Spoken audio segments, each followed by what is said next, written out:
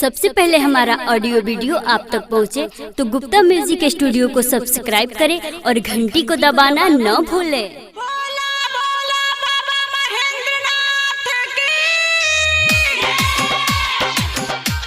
Maithili star Gupta music studio Kasma Marar. Music by DJ Umesh Shukipur Bazar. एलिया संगे संगे बाबा कमर टूट गेलै हो, एलिया संगे संगे बाबा कमर टूट गेलै हो। देव घरे में जान हमर छूट गेलै हो, देव घरे में जान हमर छूट गेलै हो। एलिया संगे संगे बाबा कमर टूट गेलै हो, एलिया संगे संगे बाबा कमर टूट गेलै हो। देव घरे में जान हमर छूट गेलै हो, देव घरे में बाबा जान छूट गेलै हो।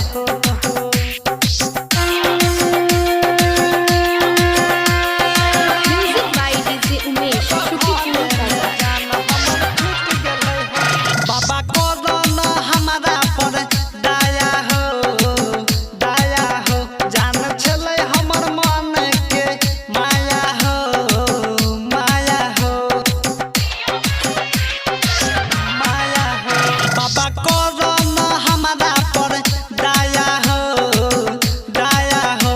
जान छलै हमर मन के माया हो, बाबा माया हो।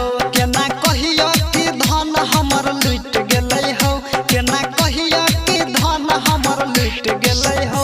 देव घरे में जान हमर छूट गेलै हो, देव घरे में जान हमर छूट गेलै हो। सावन के पावन महीना में गुप्ता म्यूजिक के तरफ से हार्दिक अभिनंदन है। Music by DJ Umesh Shukipur बाजार। पूजा करब हम बाबा तोर रोजीना हो, रोजीना हो। मुश्किल भ गेलै हमर बाबा जीना हो, जीना हो। कोनो छौड़ा लके जान हमर फूट गेलै हो, आ कोनो छौड़ा लके जान हमर फूट गेलै हो। देव घरे में जान हमर छूट गेलै हो, देव घरे में जान हमर छूट गेलै हो।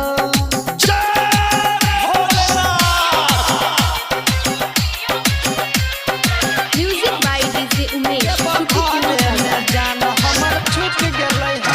बाबा भ गेलै गाम में हाला हो, हाला हो।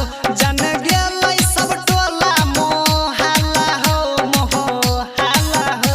बाबा तोरे सराजस एबेर रुठ गेला हो, बाबा तोरे सराजस एबेर रुठ गेला हो। देव घरे में जान हमर छूट गेलै हो, देव